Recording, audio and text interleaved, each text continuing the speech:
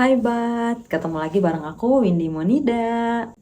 Ya, kali ini aku pengen nanya ini Bat, berseliweran gak sih di FYP TikTok dan juga Instagram kalian terkait viralnya penemuan emas di Ghana?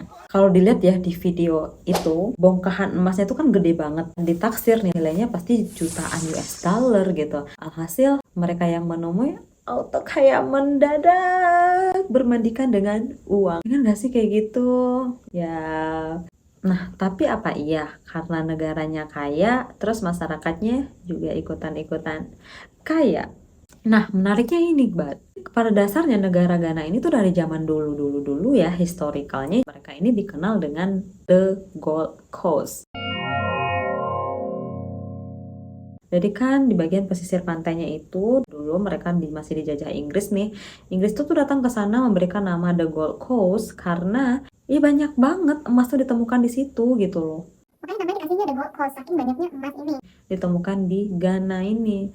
Tapi kalau negaranya kaya dan banyak akan emas, masyarakatnya juga setajir itu. Yuk kita bahas. 3, 2, 1. Jadi kalau pada prinsipnya, ya Bat ya, Ghana ini tuh bukan negara miskin.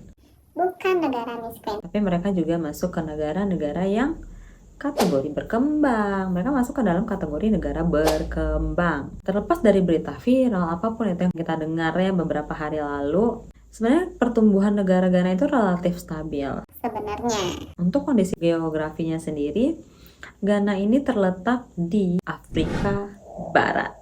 Negara Ghana ini di sebelah baratnya berbatasan dengan Pantai Gading, di sebelah utaranya berbatasan dengan Burkina Faso, dan kalau di sebelah timurnya dengan Togo, dan di sebelah selatannya berbatasan dengan Samudra Atlantik. Ibu kota Ghana sendiri dikenal dengan sebutan kota Accra, dan kota Accra ini juga merupakan kota terbesar di Ghana. Wilayahnya mencakup apa saja? Ya banyak, ada savana, hutan hujan, dan juga termasuk ke pesisir pantai. Dan saat ini Ghana memiliki hingga 30 juta jiwa penduduk. Untuk etnisnya sendiri mereka itu beragam sekali ya. Untuk agamanya, mayoritas adalah agama Kristen. Lebih dari 71% penduduk di Ghana ini mayoritas Kristen. Tapi banyak juga penduduknya yang beragama Muslim. Dan berdasarkan historical yang ada, kasus perpecahan karena agama di Ghana itu nggak ada. dari populasi etnis dan juga agama yang beragam, mereka sangat menjunjung tinggi keberagaman sosialnya. Nah, Ghana ini kan dikenal dengan negeri emas atau emas Afrika. Kenapa ya? Karena banyak tambang emas di sini dan emang banyak gitu loh cadangan emas di negara. Ghana itu banyak banget. Kalau dimirip-miripin Papua lah gitu kan banyak ya cadangan emasnya di situ. Kalau di situ perbukitan dataran tinggi. Nah, kalau di Ghana ini mereka tuh cenderung di dataran rendah. Dari tadi viralnya kasus emas dan dengan historikalnya Ghana ini dikenal dengan The Gold Coast-nya. Ternyata di luar nalar ya, negara Ghana ini nggak setajir yang kita bayangkan, Mbak. Loh kok bisa? Karena kan yang berkembang dan bertumbuh itu ibaratnya di kota Akranya. Sementara kan negara ini kan banyak daerah, bukan kota aja. Dan ada juga daerah-daerah pinggiran di lainnya. Dan daerah-daerah pinggiran ini tuh nggak merasakan pendidikan ataupun nggak merasakan fasilitas ataupun infrastruktur yang sama dengan yang ada di kota. Alhasil apa? Mutu kehidupan mereka tuh jadinya rendah. Dan bahkan di masa pandemik ya di 2020 lalu itu ada lagi nih kasus viral, tapi nggak enak banget nih. Aku yakin ini sih bukan brandingnya suatu brand ya, tapi ini mencakup nih sama brandnya Indonesia dan yang menjadi kebanggaan kita bersama. Indomie seleraku. Indomie kan selera kita semua dan ternyata Indomie juga menjadi selera di Ghana sana. Bagaimana ceritanya? Pada akhir 2020 lalu, menurut seorang pakar dari gender dan ketenagakerjaan, beliau adalah Basyiratu Kamal. Basyiratu Kamal ini tuh bilang, Indomie menjadi salah satu faktor penyebab tingginya angka kehamilan remaja di Ghana. Kok bisa Indomie yang disalahkan? Dan emang kita bisa sama Indomie. Nggak bisa ya kan? Tapi ternyata bukan itu loh, Bat. Bukan karena Indominya, tapi karena Indomie ini dijadikan sebagai alat bayarnya. Nah, bener banget, Bat. Karena itu di masa pandemik ya. Yang terdampak itu sebenarnya bukan negara Ghana aja, tapi kenapa dia bisa ke highlight dan brand ini tuh disangkut-sangkutin, yang kita makan ini, yang jadi selera kita semua ini disangkut-sangkutin, itu karena dia dijadikan sebagai alat tukar ataupun alat pembayaran. Saking mereka tuh nggak bisa makan, Indomie ini menjadi sesuatu hal yang mewah bagi mereka. Tapi miris banget nggak sih? Yang lebih mirisnya itu belum berhenti di sini nih. Nih, mereka anak-anak remaja ini setelah ditelusuri lebih lanjut, malahan ada yang disarankan untuk melakukan itu oleh orang tua mereka. Karena orang tuanya ini merasa terbebani dan nggak sanggup untuk memberi anaknya makan. Anaknya disuruh cari makan sendiri dan salah satu caranya ya udah Jual deki. Kebayang gak sih, Bat, punya anak cewek nih? Bisa gak sih, Bat, kamu nyaranin anak kamu buat jual diri, Bat? Ya ampun, orang tua macam apa gitu ya. Nah, makanya pendidikan itu tuh penting. Jadi apa yang kita ajarkan nantinya ke anak kita, itulah yang akan menjadi nilai-nilai utama gitu loh. Seenggak-enggak ada duitnya, yakin sih masih banyak jalan menuju Roma, masih banyak pintu-pintu lainnya, pintu-pintu rezeki itu pasti akan terbuka. Tapi kalau emang dasar negara miskin tuh gimana? Jangan salahin negaranya sebenarnya, tapi orangnya. Kalau tingkat kualitas kehidupan kita itu baik, punya banyak ide, ya kehidupan ini bergolak seperti apapun pasti kita bisa bertahan. Ya, dan nilai-nilai itu, Bat, penting banget nanti kita tanamkan kalau kita punya anak. Ya nggak sih, Bat? Atau kalau kamu punya ide lainnya, boleh ya, Bat, ditambahkan di kolom komentar. Karena si Indomie ini ya, jadikan alat tukar, jadi viral deh. satu kali setara dengan satu bungkus Indomie. Bisa gitu ya, Bat ya. Nah, di balik kejayaan negara Ghana ini, banyak realita memilukan lainnya nih, Bat. Mereka tuh nggak hanya yang kesulitan makan, tapi mereka juga kesulitan untuk mengakses air bersih. Jadi kampung-kampung miskinnya itu susah gitu loh untuk dapat air bersih. Kebayangkan ya, Afrika itu kan panas, pasti susah gitu loh. Akses untuk mendapatkan air bersih ini aja susah. Mau minum susah, mau makan susah. The real miskin lah gitu. Nah, belum lagi kalau makan kita nggak bener, pasti kita kan jadinya sakit ya. Kalau kita sakit kan pengennya pergi ke rumah sakit, mendapatkan fasilitas kesehatan yang layak. Nah, ini juga nggak layak gitu loh. Jadi tingkat mutu kehidupan mereka tuh jadinya rendah, meskipun mereka terkenal dengan kekayaan emasnya. Emasnya doang yang kaya, tapi masyarakatnya nggak sejahtera. Ya nggak sih, Bat? Sedih banget loh. Sedih banget, Bat. Nah, karena masyarakat miskin ini tersebar di pinggiran-pinggiran, bukan di kota akranya. Dan ini menjadi masalah yang harus diselesaikan oleh pemerintah Ghana tentunya. Akibat adanya pendidikan yang tidak merata, kesenjangan dalam pendidikan inilah yang menjadi permasalahan utama bagi negara Ghana. Ini masalah serius gitu loh, yang menyebabkan ketidaksetaraan kualitas hidup yang sangat-sangat ekstrim perbedaannya. Belum lagi akses terbatas ke sumber daya penting ya kan, nggak ada air, nggak ada makan, nggak ada fasilitas infrastruktur lainnya, semuanya serba tidak layak. Ya gimana gitu loh hidup kita mau layak ya kan? Belum lagi kalau bahas-bahas iklim, aduh, makin Ghana itu udah panas, kalau suhunya naik lagi mau jadi sepanas apa ya kan? Di Afrika Barat sana. Ternyata di tengah peliknya kompleksnya permasalahan Ghana, baru-baru aja pemerintah Ghana menyatakan kebangkrutan pada akhir September 2023 lalu. Nah, kok bisa bangkrut? Jadi pemerintah Ghana itu memiliki hutang.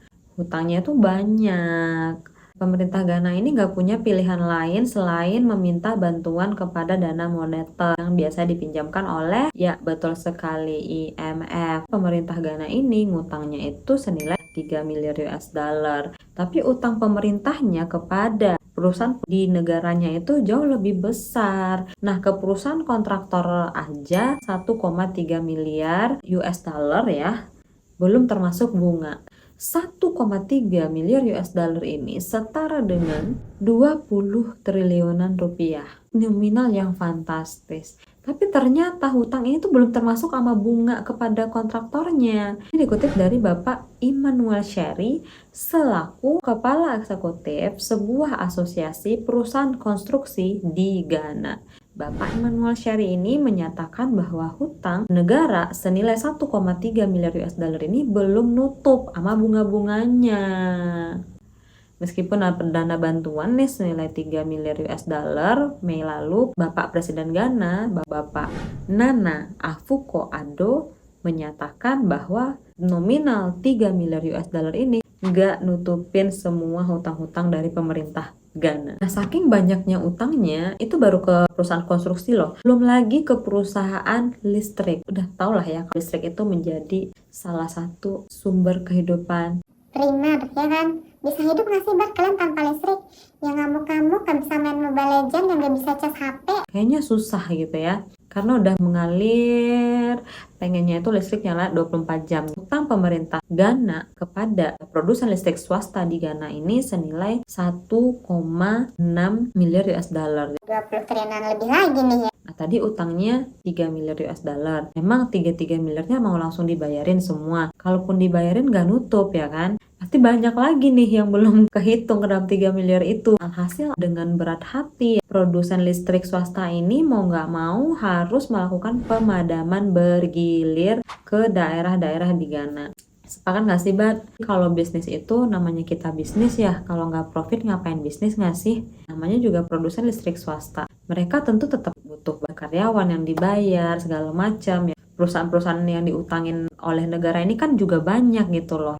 Karena negaranya nggak sanggup bayar, perusahaan mau nggak mau melakukan PHK massal. Nah, kita yang secara organik nggak tahu, nggak ada angin, nggak ada hujan, tiba-tiba terhempas dengan realita kehidupan yang membuat negara kita yang kaya tapi kita tetap miskin. Sedih banget ya kan, Bat? Saking mereka ini tuh bingung lah pasti kan, habis di layoff, nggak kerja, nggak bisa ngapa-ngapain, negaranya juga nggak bisa kasih solusi. Alhasil warga ini demo aja terus. Udah capek-capek demo, memperjuangkan hak, kita doain semoga teman-teman di Ghana sana segera mendapatkan kehidupan yang layak, yang belum dapat kerjaan, yang kemarin di layoff segera dapat pekerjaan lagi, amin. Nah, teman-teman yang di sini mungkin yang lagi nonton ya, ada yang pernah di layoff juga, boleh di sharing ya di kolom komentar gimana tuh perasaannya. Pasti nggak enak banget gitu loh. Kita tuh ibaratnya Ditinggal lagi sayang-sayangnya. lagi kalau kita nggak tahu apa-apa gitu kan, Apalagi kalau kita yang tipenya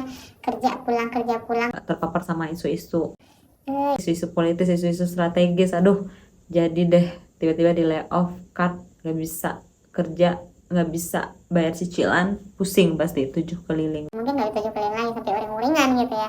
Makanya sekarang warga-warga Ghana tuh demo. Kita doakan aja semoga apa yang dituntut, apa yang diperjuangkan segera bisa mendapatkan kehidupan yang layak, amin ya robbal alamin. Sebelumnya masalah Ghana ini emang udah banyak, ditambah-tambahin dengan layoff besar-besaran ini yang makin meningkatkan jumlah angka pengangguran di Ghana. Karena tingginya angka pengangguran ini, mereka tuh mungkin, kita ngapain sih mesti capek-capek kerja ya nggak sih kalau kita nggak dibayar setimpal? Mungkin banyak juga dari babat-babat yang pikir seperti itu.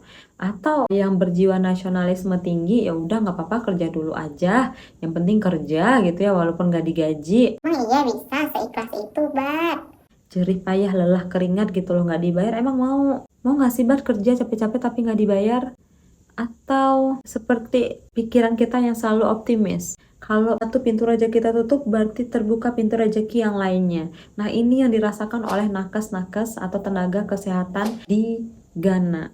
Yap, mereka mendapatkan kesempatan yang layak dari negara Inggris, Eropa, dan Amerika Serikat ini. Karena 3 negara maju ini mereka mengkategorikan sebagai negara-negara yang membutuhkan tenaga medis yang qualified, terkhusus jika mereka datang dari negara-negara non-Uni Eropa. Dan tentu saja di sini Ghana qualified dong buat daftar ya kan. Karena banyaknya lapangan kerja di luar Ghana yang mampu memberikan kehidupan yang lebih layak, alhasil mereka migrasi besar-besaran.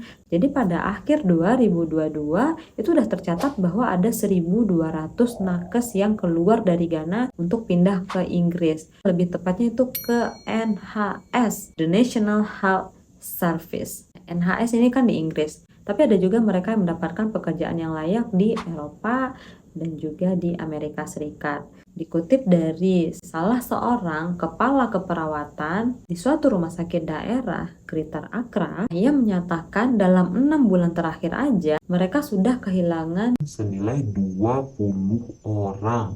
tenaga keperawatan. Bayangin dalam 6 bulan itu resign ada 20 orang. Ya ampun, cari pengganti itu gimana ya? Ya kan? Ya, berat ya. Berat banget, ya ampun Gana.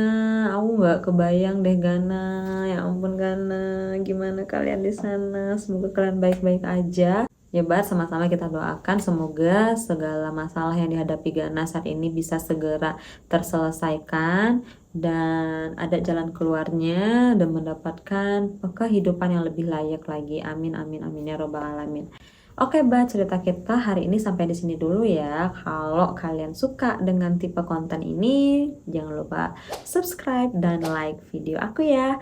Dan buat kalian yang pengen lebih kenal dekat bareng aku, silahkan babat semua babat online, follow IG dan TikTok aku. Gampang banget caranya, itu @windymonida. So, see you next time. Bye-bye. Love you, Bat.